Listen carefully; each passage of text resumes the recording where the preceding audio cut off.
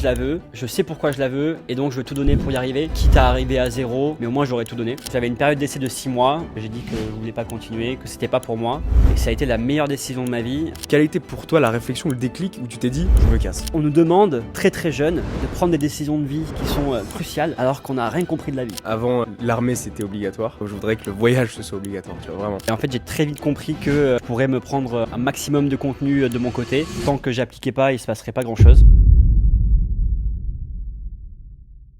Salut à toutes et à tous, bienvenue sur le podcast Shape Room de salariés à freelance nomade. Comme vous le savez maintenant, je me radote pas mal. Vous pouvez retrouver donc tous les épisodes et puis tous ceux qui vont suivre sur YouTube et sur toutes les plateformes Apple Podcast, Deezer, Spotify, etc., etc. Et donc aujourd'hui, on se retrouve pour un épisode un peu particulier puisque c'est un format interview pour le coup. Moi, j'ai l'habitude de faire des formats un peu discussion et puis des débats et puis aussi des formats en solo la plupart du temps. Là aujourd'hui, on va interviewer donc Lucas. On va discuter avec lui pour connaître un petit peu son chemin, savoir comment il est passé en fait de salarié CDI en France en tant que commercial jusqu'à devenir freelance nomade et jusqu'à donc gagner certaines sommes assez intéressantes quelques mois après être sorti donc de la formation. Pour donner un peu de contexte, Lucas, je l'ai rencontré en ligne, il m'a prospecté et puis c'est quelqu'un que j'ai formé qui est rentré donc dans ma formation chez Proom, dans mon accompagnement chez Proom et donc maintenant on se retrouve ici en Indonésie ensemble pour pouvoir discuter à travers ce format-là.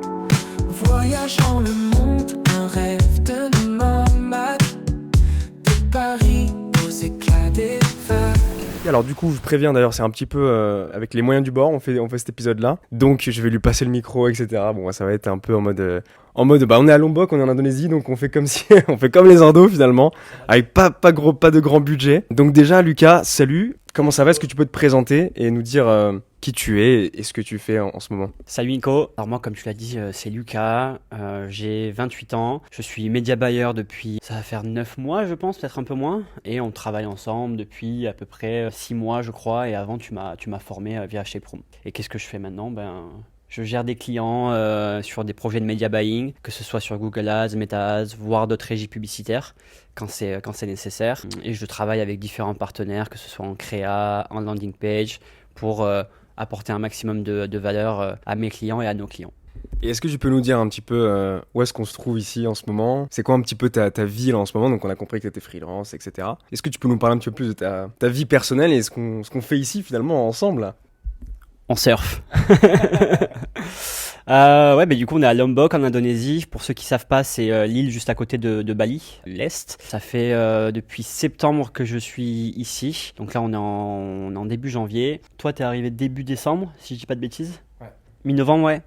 Et donc c'est lifestyle surf et business, travailler dans des cafés de chez nous, dans des coworking. Et rencontrer des gens un petit peu de partout, s'enrichir de nouvelles rencontres, de différences. Et s'apporter un petit peu les uns les autres. Est-ce que tu peux nous dire en ce moment, parce que l'idée, et pour vous dire aussi à toutes et à tous ceux qui regardent soit sur YouTube ou alors en podcast, l'idée c'est de comprendre un petit peu quel est ton chemin. Ce que tu fais aujourd'hui, ça va être le point de départ. Mais moi ce que j'aimerais bien savoir c'est d'où tu viens, ce que tu faisais avant, et qu'est-ce qui t'a amené jusqu'ici. Donc déjà, en parlant de la situation actuelle, donc ok, t'es freelance, tu viens d'Indonésie, etc. T'es nomade si j'ai cru comprendre aussi. Ouais. Est-ce que tu peux nous dire, parce que c'est souvent une question qui revient, en combien de temps tu t'es lancé et aujourd'hui combien tu gagnes dans les grandes lignes? Alors j'ai commencé le freelancing, j'ai eu mon premier revenu en juin 2024 qui était de 600 € au tout début, premier mois. Et là en janvier je suis aux alentours des 3000 € par mois si je dis pas de bêtises, en brut évidemment. Et je me suis lancé sur on va dire 6 mois à peu près, mais les 3 premiers mois j'étais de mon côté, j'avais ce projet de me lancer en freelance en media buying et j'ai passé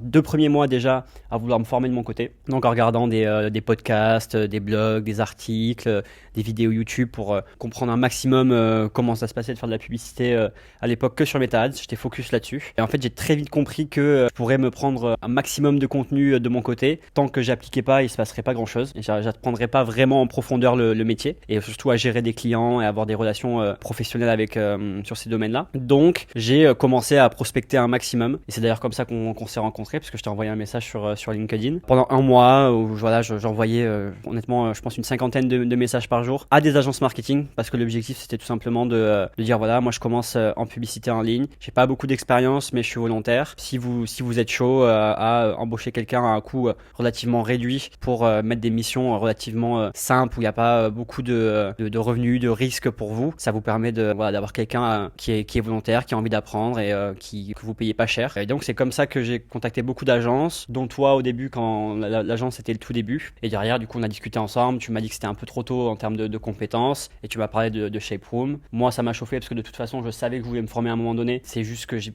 voulais déjà pouvoir travailler et après me former, mais étant donné que ton accompagnement ça aussi permettait de pouvoir avoir les reins solides pour pouvoir derrière travailler et avoir des premières missions, je me suis dit allez banco et on a commencé ensemble 3 mois d'accompagnement. En 2 semaines j'ai eu mon premier client et au bout d'un mois j'ai eu mon premier salaire étant donné que c'était le mois d'après, enfin salaire revenu. Ok, bah c'est assez ouf 2 semaines après.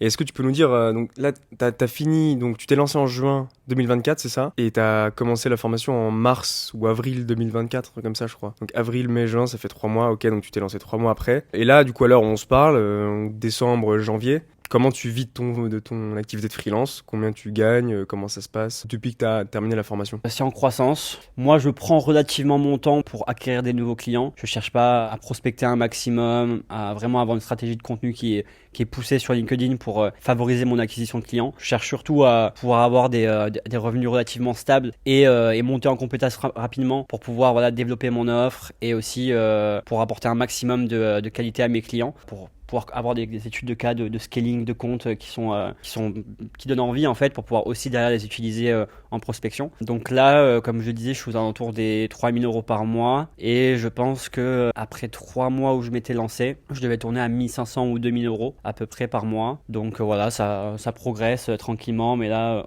parce que j'y allais tranquille sur la fin de 2024, mais là 2025 il y a des gros projets, des gros objectifs. Donc l'idée c'est d'aller chercher beaucoup de croissance. Ça, on va en reparler, effectivement. Ok, du coup, on a bien compris la situation. Maintenant, j'aimerais bien qu'on puisse revenir en arrière, puisque, bon, tu m'en as déjà parlé, hein. Voilà, t'étais commercial, donc en CDI en France. T'avais un certain style de vie à ce moment-là qui est quand même, on peut le dire, très différent du style de vie d'aujourd'hui. J'aimerais bien qu'on revienne à ce moment-là et que tu nous expliques un petit peu le contexte, comment tu te sentais, pour ensuite qu'on puisse savoir en fait quel a été le déclic, tu vois. Mais concrètement, comment ça se passait à ce moment-là? Comment était le Lucas c'était quoi, en 2021, un truc comme ça? Ouais, 2020-2021. Alors pour reprendre tout depuis le début, moi j'étais en école de commerce pendant 3 ans. J'avais le sentiment de ne pas être à ma place déjà. C'est-à-dire que j'avais une certaine appétence pour certains sujets liés au marketing, au commerce en général, mais l'écosystème école de commerce, la manière d'enseigner, la différence entre la théorie et la pratique, déjà il y avait un truc où ça allait pas pour moi. Donc j'ai eu mon diplôme de master. Tout de suite après, je suis parti, j'ai pris un job de commercial itinérant, ingénieur commercial, voilà le titre du poste, chez une grande entreprise japonaise d'automatisation industrielle. En gros, mon rôle, moi, c'était de vendre des produits à haute valeur ajoutée, à haute technicité, à des différents types d'industries. Et donc j'ai été formé par eux sur Paris, et après j'étais en charge de toute la région Bretagne. Région Bretagne.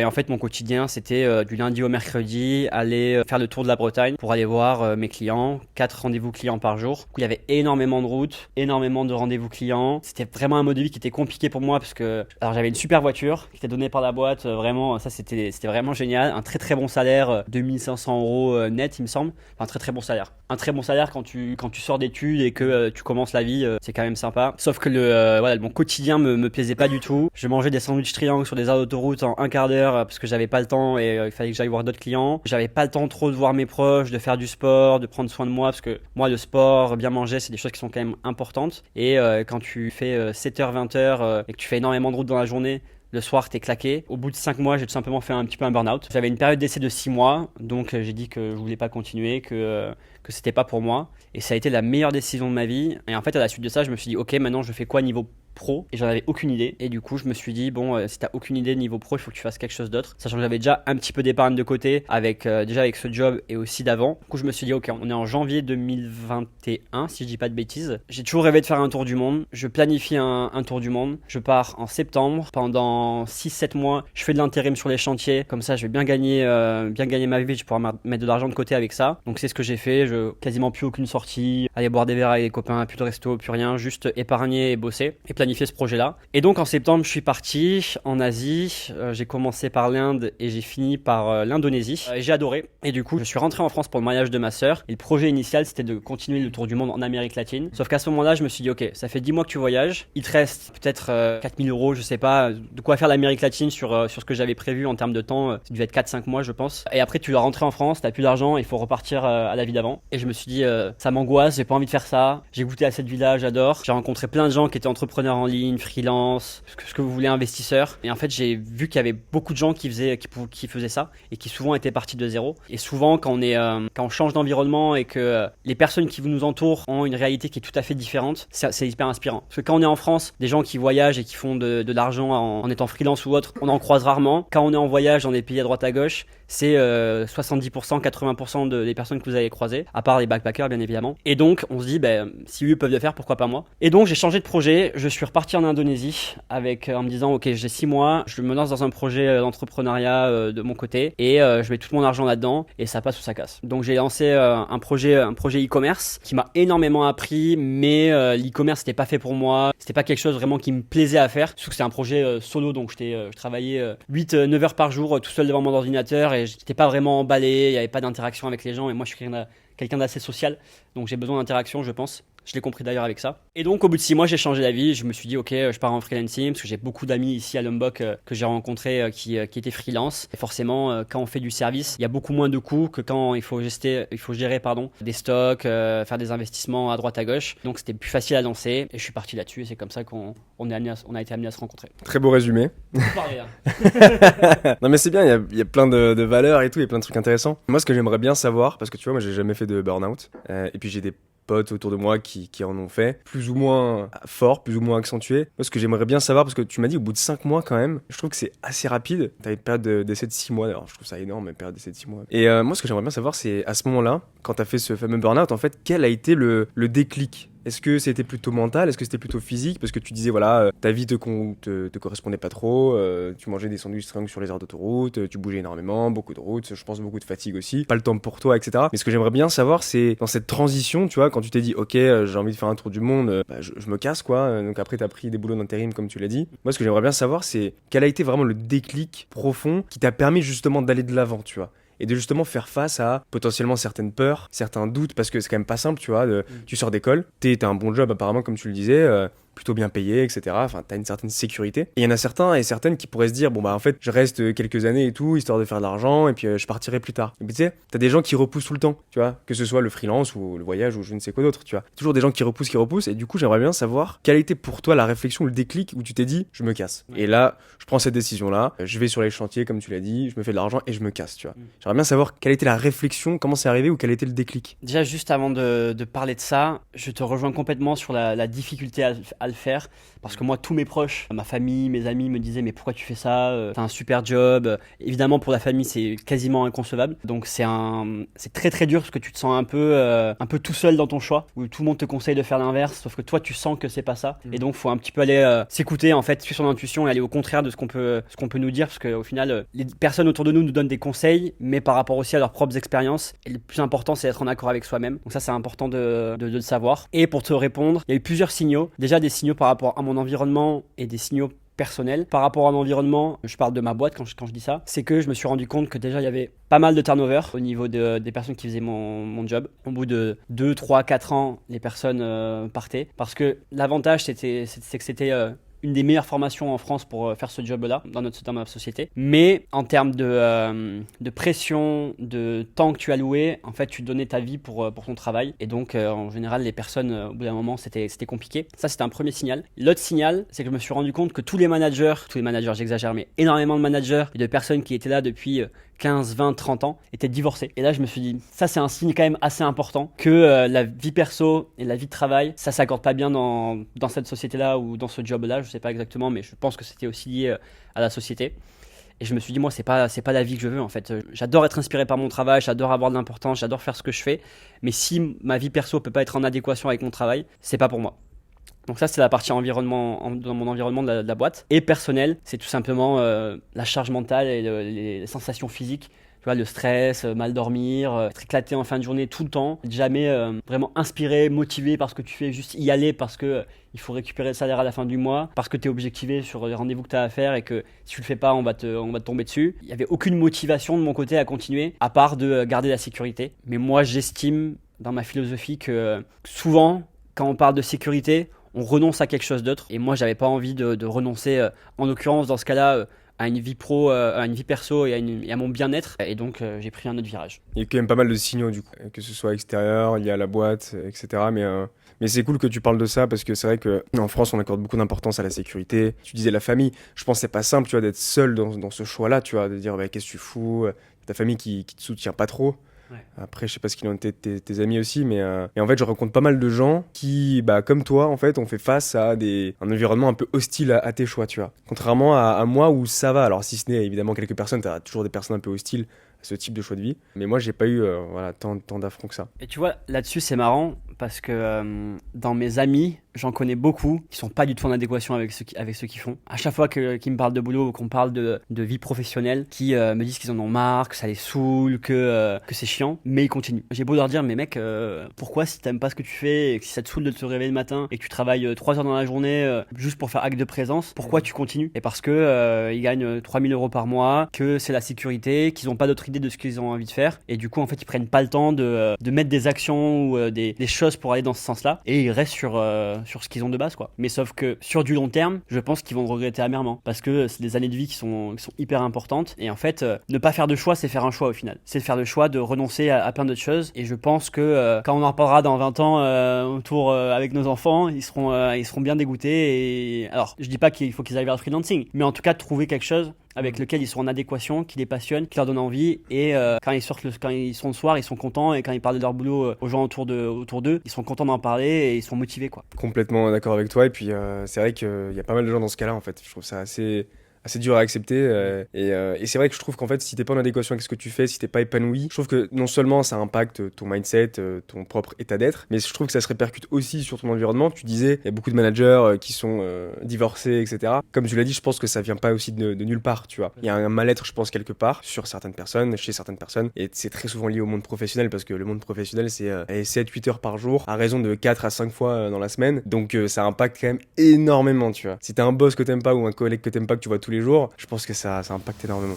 Ok, maintenant j'aimerais bien qu'on passe à la partie voyage. T'as fait quoi? T'as fait 10 mois de voyage, quelque chose comme ça? Moi, ce que j'aimerais bien savoir, c'est... Parce que moi, je sais que je voyage beaucoup, je sais ce que tu peux apprendre pas mal de choses, notamment sur toi, et réaliser certaines choses. Tu disais que t'avais rencontré des gens en freelance, entrepreneurs, etc. Ce que j'aimerais bien savoir, c'est ce que t'as pu potentiellement réaliser pendant ce voyage-là. Parce que là, tu vois, on a eu la version 1 de Lucas, commercial, machin, je me suis rendu compte de ci, de ça. Ensuite, pour moi, il y a une version 2, Lucas, pendant le voyage, qui après s'est transformée en version 3, ce que tu es aujourd'hui. Après, c'est mon avis, peut-être qu'il y a d'autres versions, tu me diras. Et du coup, j'aimerais bien savoir ce que t'as apporté le voyage concrètement pour toi, principalement, et comment ça peut se répercuter en fait par la suite. Déjà, quelque chose qui est évident et que je pense que tout le monde sait, même s'ils n'ont pas voyagé, c'est que le voyage, ça apporte de l'ouverture. Tu te frottes à des manières de voir la vie, de faire les choses qui sont complètement différentes. Il y a des personnes de partout dans le monde qui ont une vision complètement différente de toi et de la vie. Et donc, ça, forcément, ça change un petit peu ta perception. Et j'ai envie de dire un petit peu, ça t'enlève des œillères quelque part. Tu vois, toi, tu as une manière de penser qui est liée à ton éducation, à ton environnement, à ta culture. Être en contact avec des choses qui sont complètement différentes, ça t'oblige à élargir un petit peu l'angle de vision et donc à envisager d'autres possibilités, d'autres opportunités, à remettre en question ta manière de faire et ta manière de voir la vie. Ouais, hyper intéressant. Donc du coup, si quelqu'un veut se lancer en freelance ou même changer de vie, est-ce que tu recommanderais de partir en voyage à un moment donné? À 100%. Et déjà, moi c'est un truc que je dis souvent avec mes potes, je pense que le voyage devrait être obligatoire. Et c'est d'ailleurs quelque chose qui est... j'ai parlé beaucoup avec des Dutch, des Néerlandais. Ils sont très encouragés à, je sais plus exactement, je crois que c'est entre 18 et 20 ans, à partir voyager pendant un an. Je crois qu'ils ont des aides où il y a quelque chose pour justement les encourager à voyager un petit peu. Et pour moi, c'est vraiment quelque chose qui doit être obligatoire dans ces années-là, entre 18 et 20 ans, après le bac ou peut-être après 2 années d'études. Parce que, en fait, dans le système d'éducation français, dans beaucoup de pays de toute façon, hein, on nous demande très très jeune de prendre des décisions de vie qui sont cruciales alors qu'on n'a rien compris de la vie. Et surtout qu'à cette période-là, quand t'as 18-20 ans, t'as l'impression que t'as tout compris, que tu connais déjà tout, t'as une vision qui est complètement biaisée de la vie et de plein de choses. Et donc, pour moi, faire 6 mois, 1 an de voyage, je sais pas, à cette période-là, ça devrait être obligatoire. Je peux que le conseiller, au-delà de ça, parce que je parle de 18-20 ans, mais à n'importe quel moment, je pense que c'est intéressant. Je vois énormément de personnes qui... à 30 ans, 45 ans, voire même 50 ans, avec 2 enfants, partent faire un tour du monde avec ce qu'ils ont pour voir d'autres choses, pour kiffer, pour profiter de la vie. Et c'est hyper important pour moi parce que même si la valeur de travail est quelque chose qui est essentiel, il faut aussi savoir des fois sortir la tête du guidon, prendre du recul, réfléchir sur soi-même, réfléchir sur le monde, sur comment on voit les choses, de quoi le monde a besoin et réussir à trouver des adéquations entre ça et soi-même pour être pleinement épanoui et quand on sera sur notre lit de mort, ça te dit j'ai kiffé quoi. Ah bah ça, tu prêches un convaincu aussi de toute façon. De toute façon, si on est là ici ensemble, c'est qu'on kiffe tous les deux le voyage. Hein. Mais franchement, j'ai rien à ajouter à ce que tu viens de dire. C'est hyper clair et surtout très vrai en fait. Je suis d'accord avec toi. C'est vrai que tu vois, avant l'armée c'était obligatoire. Parce que je suis totalement d'accord avec toi. Je voudrais que le voyage ce soit obligatoire. Ouais. Tu vois vraiment. Et je crois qu'il y a l'Allemagne aussi où en fait c'est pas obligatoire non plus évidemment, mais c'est très encouragé. Je crois après le bac justement, parce que j'ai rencontré pas mal d'Allemands dans les îles Canaries en Espagne où en fait ils avaient je crois 18-19 ans toutes et tous et en fait ils m'ont tous dit en fait, c'est un truc classique qu'ils font chez eux, tu vois, c'est après le bac, boum, tu te prends une année un peu sabbatique, tu voyages et tout, tu te démerdes, tu fais des petits jobs à droite à gauche. Et c'est vrai que c'est une école de la vie, le voyage, comme l'entrepreneuriat, quoi. Et donc, t'as fait ce voyage-là qui t'a appris pas mal de choses, qui t'a ouvert l'esprit, t'as rencontré des gens, tu t'es lancé en e-commerce, t'as dit. Et ensuite, donc le e-commerce, ça marchait pas, de ce que tu disais. Moi, ce que j'aimerais bien savoir, c'est, donc, avant qu'on se rencontre, donc là, on arrive en début 2024, avant qu'on se rencontre, quand tu testais le e-commerce et puis en même temps que tu testais de te lancer en freelance, tu disais que tu regardais des podcasts, des vidéos, etc. J'aimerais bien savoir, en fait, exactement dans quelle situation t'étais et comment tu te sentais concrètement. Parce que tu connaissais pas trop le job, je pense, d'expert en publicité en ligne. Comment tu te projetais et comment tu vivais la chose à ce moment-là ? Alors, j'étais ultra stressé déjà parce que ça faisait 6 mois que je mettais de l'argent sur un projet qui avait aucun revenu qui rentrait et que je travaillais sans compter mes heures et que ça fonctionnait pas. Donc, c'était très très dur mentalement, mais ça m'a quand même permis d'apprendre énormément de choses, de toucher à tout. Parce qu'en fait, c'était moi qui gérais tout le projet, donc j'ai dû faire le site, j'ai dû faire les visuels, j'ai dû faire tout ce qu'on peut imaginer là-dessus. Donc c'est une très belle école. Mais voilà, quand j'ai cette période de fin de l'année 2023, début d'année 2024, pendant 1 mois et demi, 2 mois, j'étais perdu, j'étais en stress, je doutais de moi, je doutais de tout. Je voyais mon épargne qui fondait à vue d'œil et j'étais pas en France où potentiellement ma famille pouvait m'aider directement potentiellement m'hébergeant chez eux. J'étais à l'étranger, je devais me débrouiller. C'était très compliqué, mais je me suis dit, ok, cette vie, je la veux, je sais pourquoi je la veux, les gens qui l'ont, ils me correspondent énormément dans le mindset, dans leur philosophie de vie, dans plein de choses, et donc je veux tout donner pour y arriver, quitte à arriver à zéro, et que je doive retourner à ma vie d'avant, mais au moins j'aurais tout donné. Du coup, j'ai fait un all-in. J'ai mis le peu d'épargne qui me restait dans un accompagnement sur de la prospection, sur de la vente pour pouvoir me lancer en freelance. Au final, cette personne-là, mon coach, m'a conseillé de contacter des agences marketing, ce que je vous ai dit tout à l'heure. Et pendant 1 mois, j'ai prospecté énormément et on s'est rencontrés comme ça. C'est vrai. Et d'ailleurs, on en reparlait là dans les jours précédents. Et du coup, je me disais un truc, c'est que franchement, la prospection, il y a plein de gens qui détestent ça, tu vois. Parce que tu sors de ta zone de confort, t'as l'impression de déranger les gens. Tu dis tu vas te prendre des noms, tu vas te prendre des lus et tout. Et donc, du coup, t'as ce sentiment un peu de rejet. Mais au final, je trouve que ça crée pas mal d'opportunités. Soit ça te crée des clients. Parce que toi, en fait, tu m'as prospecté en mode client, tu vois. Et en fait, ça t'a créé une autre opportunité qui était de rentrer dans la formation Shape Room. Et au final, ça t'a permis d'apprendre beaucoup plus de choses et de te lancer réellement en freelance, quoi. Donc, je trouve ça hyper intéressant. Et c'est super drôle, tu vois. Tu partais en mode prospection client. Au final, il y a eu une sorte de petit changement, on va dire. Petite évolution qui t'a permis de te lancer en freelance. La prospection, c'est une très très belle école. Moi personnellement, même si j'étais en école de commerce, j'avais aucune appétence pour la prospection. Ça me faisait peur, ça m'emmerdait. J'avais l'impression de pas du tout savoir quoi dire aux personnes. Même quand ils me répondaient, j'étais en mode putain, comment je vais pouvoir rebondir là-dessus pour réussir à faire en sorte d'avoir un rendez-vous. Donc je sais que c'est quelque chose qui fait très très peur et qui est très très dur pour beaucoup de personnes à mettre en place ou à se lancer, mais c'est comme tout en fait. C'est-à-dire que pour apprendre quelque chose, il faut le faire et tout le monde commence de zéro. Et je pense d'ailleurs, parce que j'aime beaucoup le rap de base et je pense à des fois, tu sais, des vidéos de rappeurs de leur premier freestyle, leur premier son où c'est éclaté, mais les mecs ils ont commencé comme ça quoi. Et tout le monde est éclaté au début, et sauf que c'est en continuant qu'au final t'arrives à t'améliorer, t'arrives à te développer, à devenir bon et du coup à créer d'autres opportunités qui font que tu peux aller encore développer d'autres compétences et qu'au final tu deviens meilleur et que chaque jour tu apprends et ça te permet d'évoluer tout simplement. Ouais, bah carrément, de toute façon, on part tous de zéro. Hein. Et puis c'est comme cette vidéo, regarde, là, c'est pas, tu vois, là, y a pas, la lumière est pas bonne, on a un micro pour deux, enfin tu vois, pareil, je commence de zéro. Hein. Comme dirait Orelsan, pour faire un film, il y a juste besoin d'un truc qui filme. Exactement. Donc on a un truc qui file, on a un truc qui prend le son et puis voilà, ça fait le taf. C'est le début aussi finalement. Et donc du coup, ce que j'aimerais bien savoir maintenant, c'est, donc on s'est rencontrés en mars 2024, t'as intégré la formation, je crois, fin mars 2024, un truc comme ça. Et donc pendant 3-4 mois environ, t'as suivi tout le programme jusqu'en juin-juillet. Et ce que j'aimerais bien savoir, c'est concrètement ce qui, toi, t'a vraiment aidé, tu vois. Genre, si tu devais retenir un truc où tu te dis, là, franchement, ça, c'était fort. Après, s'il y a plus d'un truc, bah écoute, n'hésite pas. mais j'aimerais bien savoir ce qui t'a vraiment aidé pour gagner confiance en toi, parce que je pense qu'il y avait aussi une question de confiance. Est-ce que t'as vraiment aidé pour te lancer en freelance et ensuite gagner ces fameux 3000 € et être indépendant aujourd'hui, quoi?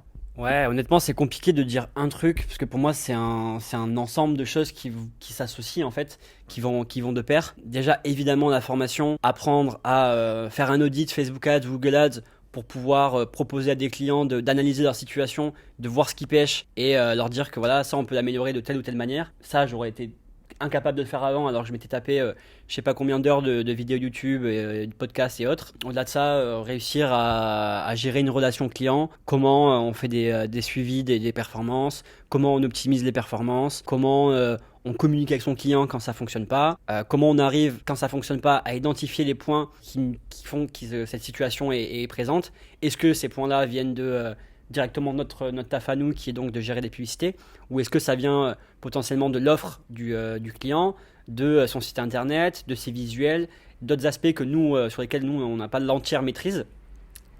Ça déjà, c'est un point d'information qui pour moi est essentiel et c'est le socle.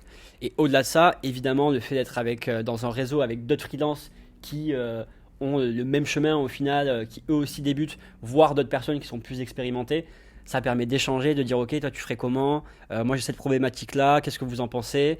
Et ça, et c'est aussi ce que je disais par rapport au e-commerce tout à l'heure, comparé à être tout seul et à devoir tout gérer de front et à avoir la tête dans le guidon et à jamais pouvoir avoir du soutien ou prendre du recul, c'est un vrai plus que souvent on peut sous-estimer, mais qui fait une grosse différence. Et bien évidemment, la possibilité de faire des calls one-one avec toi quand il y a un sujet client chaud que, avec ma petite expérience à l'époque, je ne comprenais pas, ou j'avais du mal à voir comment solutionner, voire même d'autres sujets, que ce soit coaching mindset, coaching X ou Y, c'est un vrai plus. Parce qu'en fait, il y a ce côté formation, ce côté j'échange avec d'autres personnes qui sont dans le même cas, et j'échange avec quelqu'un qui est expert et qui est capable de me donner un avis beaucoup plus avancé sur mes problématiques. Donc pour moi, c'est le combo de tout en fait. Intéressant. Et d'ailleurs, tu disais, quand tu es arrivé dans la formation, 2 semaines après, tu as eu ton premier client ou ton premier contact client, je crois. Ouais. Et j'aimerais bien que tu m'en dises plus par rapport à ça, comment tu l'as vécu, comment tu as fait pour trouver ce client-là, et comment tu as fait tu l'as signé en 2 semaines, je crois, tu m'as dit? 2 semaines après le début de la formation, j'ai signé ce client. Donc c'était, il me semble, un audit de son compte. Il y avait beaucoup de choses qui n'allaient pas. Donc forcément, j'ai pu relever beaucoup de points. Il en était très content. Et d'ailleurs, quand on a fini la mission, il m'a mis un avis disant que j'avais fait un audit hyper professionnel. Et je crois que c'est le meilleur avis que j'ai jamais eu sur mes missions avec mes clients. Le premier, mais c'était vraiment cool. Et comment je l'ai vécu, super content, super excité. Le fait de se dire qu'enfin, ça commence. Le fait de se dire que j'ai réussi à le faire de moi-même tout seul. C'est un vrai déclic, je pense, tu vois. Moi-même, et je pense que pour beaucoup de personnes, on se dit, il y a ce gros syndrome de l'imposteur, de sentiment d'illégitimité, où tu te dis, putain, je vais devoir gérer un client tout seul, personne qui va être derrière mon dos pour m'aider, j'ai très peu d'expérience, comment je vais faire ? Mais au final, ce qu'il faut garder en tête, c'est que les personnes que vous avez en face de vous, elles ont encore moins de connaissances et de compétences que vous sur le sujet. Et donc, même si vous n'êtes pas l'expert ultime qui a 30 ans d'expérience, vous pouvez leur apporter des éléments hyper clés qui vont les aider à améliorer leur business, à développer les choses. Et d'ailleurs, moi, ce premier client, grâce à notre travail, il a pu ouvrir un magasin physique. Donc, il était vraiment trop content de la collaboration. C'est vraiment très bien passé. Donc honnêtement, faut juste y croire. Et ouais, voilà, moi ça a vraiment fait un déclic. J'étais super excité quand il y a eu cette nouvelle du magasin. Je me suis dit, mais enfin, je fais un truc où il y a un sentiment, tu vois, j'ai un impact. Il y a une appréciation par rapport à mon travail, comparé à quand t'es commercial et tu vends des des machines à 30 000 euros à des industries où en fait c'est quasiment un appel d'offres. Ils vont voir différents commerciaux de différentes entreprises. La machine qui répond le mieux, ils l'achètent et en fait il faut juste être présent et ton apport en soi, t'es juste un chiffre dans une équation à multifacteurs et t'es personne en fait. Et là vraiment avoir cet impact et ce rôle de conseil, c'est un vrai kiff quoi. Carrément, et ça c'est ce que j'aime bien dans la publicité en ligne quoi. C'est que tu peux accompagner des projets quand même hyper cool, des projets qui te plaisent et avoir un réel impact. De toute façon, à partir du moment où tu lances tes publicités en ligne sur Google, Meta, donc Facebook, Instagram, etc., t'as déjà des chiffres qui remontent au bout de quelques heures. Donc en fait, tu vois déjà le premier impact de ce que tu fais. Donc ça, je trouve ça hyper satisfaisant. Puis après, t'as tous les visuels, tu disais page de vente, le site internet. Il y a tout un écosystème, tout un monde qui est là, qui s'offre à toi et que tu peux découvrir. Donc moi, je trouve ça incroyable. Ce que j'aimerais bien savoir, c'est que comment, concrètement, t'es passé de je rentre dans la formation, je suis presque au niveau 0, même si tu étais déjà en train de te renseigner, mais voilà, un niveau proche de 0, on va dire ça comme ça. Comment t'es passé de là à 2 semaines après signer un client? Comment t'as fait concrètement? J'ai saigné la formation. Ouais, honnêtement, moi comme je le disais, j'ai fait un all-in. Donc, alors j'avais fait un all-in déjà en prenant le coach pour faire de la prospection et te rencontrer. Et j'ai fait aussi un all-in en prenant ta formation parce que, en fait, quand j'ai pris le coaching, c'était en mode, ok, dans 4 mois, il faut que j'ai des clients, sinon j'ai plus d'argent. Et le fait de prendre ta formation, ça a fait, ok, maintenant j'ai plus que 2 mois. Donc, j'ai juste accéléré les choses. Et donc j'avais pas le choix quoi. C'était maintenant ou jamais. Donc j'ai poncé les vidéos, je me mettais ça pendant 8-9 heures par jour. J'enchaînais, je prenais des notes. Et après voilà, optimiser profil Malte, contacter des personnes dans mon réseau en disant ok, je transitionne, je fais ça. Si jamais vous avez des projets. Et ça c'est quelque chose qui est très sous-estimé. Au final, moi, surtout au début, je pense que 80% des clients avec qui j'ai pu travailler ou des prospects que j'ai eus, ça venait de mon réseau. Donc que ce soit de la famille, des amis, des connaissances, des personnes que j'ai croisées en voyage. J'ai mis une story Instagram, j'ai mis un post sur Facebook, j'ai envoyé des messages WhatsApp à la famille, aux amis. Et déjà, ça aide beaucoup. Et attends, j'ai oublié ta question. Comment t'es passé de 0 à 2 semaines après avoir un client quoi? En se la donnant. Juste en y allant et en mettant les choses en place et en étant dans l'action et pas trop dans... En fait, j'ai posé le cerveau, j'ai posé les émotions.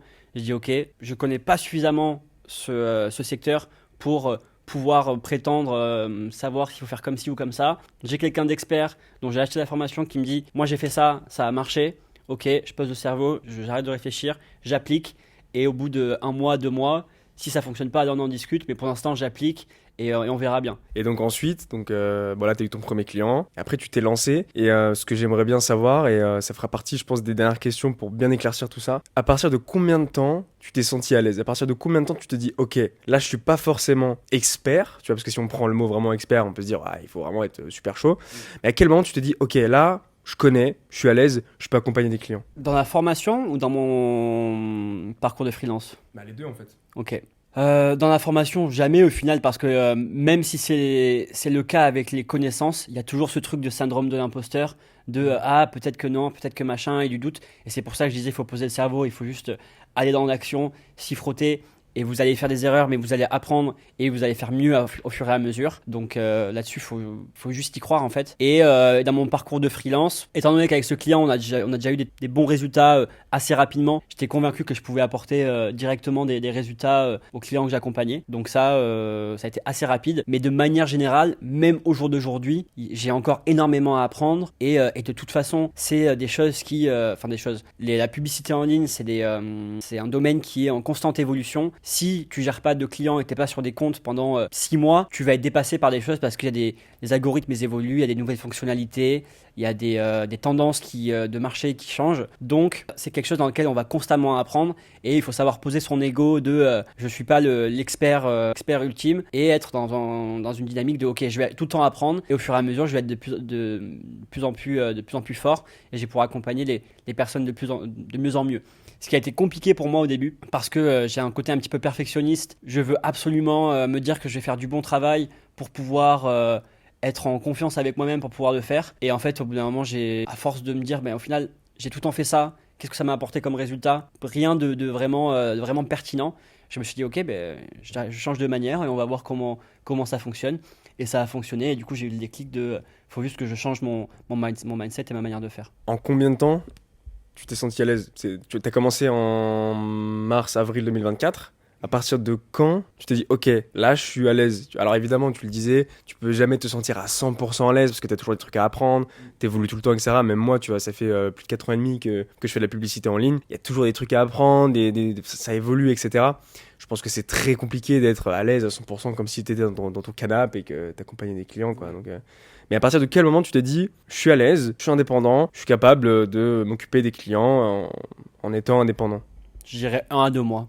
1 mois parce que j'ai eu des résultats avec mon client, donc je voyais que j'étais capable de gérer un client et d'apporter des résultats. Et 2 mois, voire peut-être 3, parce que j'ai eu le temps de mettre des choses en pratique et de me rendre compte qu'il y avait des choses que je faisais bien, il y avait des choses que je faisais moins bien, d'apprendre sur ça et de devenir meilleur. Ouais, je pense entre 1 et 3 mois, mais en faisant. C'est ça le point le plus important. Et donc du coup, pour finir, maintenant tu disais, tu gagnes quoi? Tu gagnes 3 000 € environ, tu as pu repartir à Lombok en Indonésie. Maintenant j'aimerais bien savoir en fait, comment tu te sens aujourd'hui, comment tu vis la chose, donc ce lifestyle de nomade, de freelance nomade en fait, et puis comment tu envisages aussi l'avenir?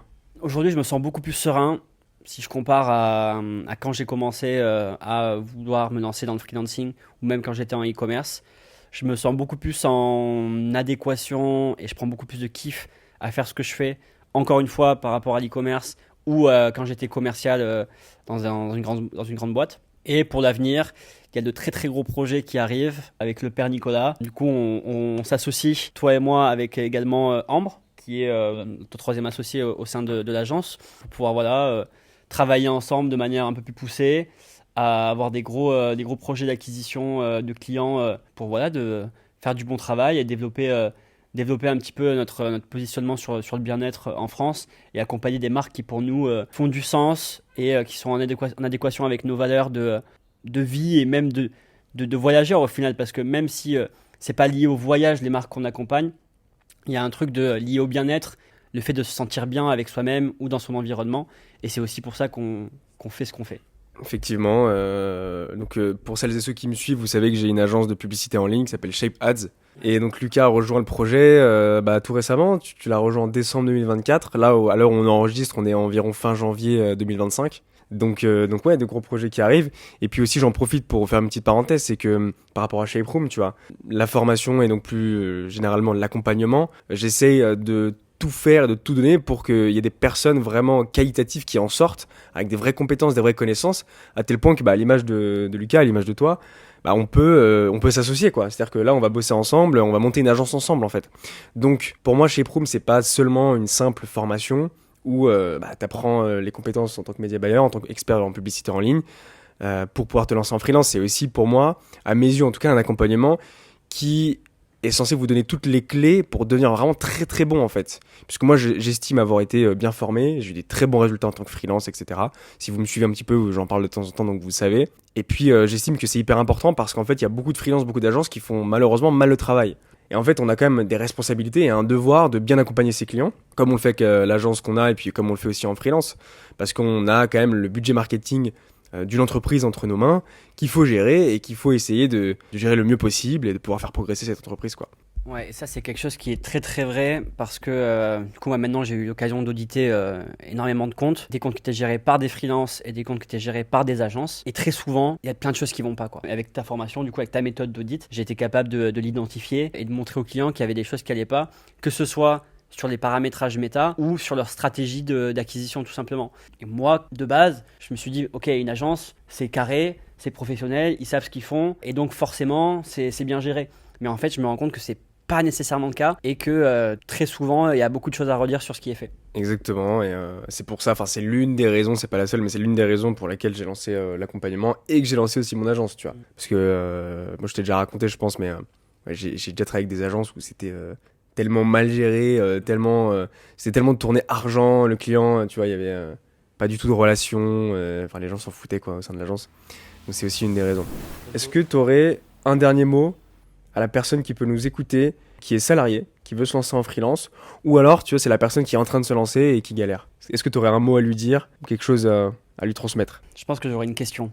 Je dirais, quel est le coût de ton inaction? Et est-ce que tu es OK avec ça? C'est-à-dire que, si tu fais pas ce que tu as envie de faire, que ce soit tes rêves ou des actions particulières dans ta vie, que ce soit professionnelle ou personnelle. Si tu le fais pas, quel est le coût par rapport à ça, que ce soit financier, matériel, relationnel, environnemental, contextuel, ce que tu veux. Et ce coût-là, est-ce que c'est quelque chose qui est OK pour toi? Est-ce que dans 10 ans, tu seras en mode OK, j'ai fait ce choix-là, mais parce que c'était soit la seule possibilité que j'avais, soit ce qui faisait le plus de sens avec la situation dans laquelle tu étais ou avec les informations que tu avais à ta disposition. Et si c'est pas le cas, qu'est-ce que tu attends pour passer à l'action tout simplement? Bah merci pour ce mot de la fin, Lucas. Plaisir. C'était un plaisir d'échanger avec toi. Je sais pas combien de temps ça a duré, mais à mon avis un petit moment quand même. Comme d'hab, on parle beaucoup. Si vous avez aimé l'épisode, n'hésitez pas à lâcher un petit commentaire, un petit like, ça fait toujours plaisir. Et vous pouvez retrouver donc ces interviews sur YouTube et également au format podcast. Et puis si vous aimez bien ce genre de format et puis tous les sujets freelance, et si vous découvrez ce podcast, cet épisode à travers YouTube ou sur n'importe quelle plateforme, Apple Podcast, etc., n'hésitez pas à aller me suivre sur Instagram, sur LinkedIn et sur tous les réseaux. Et puis également à vous abonner sur YouTube. Et puis d'ici là, on se retrouve à très bientôt. Ciao!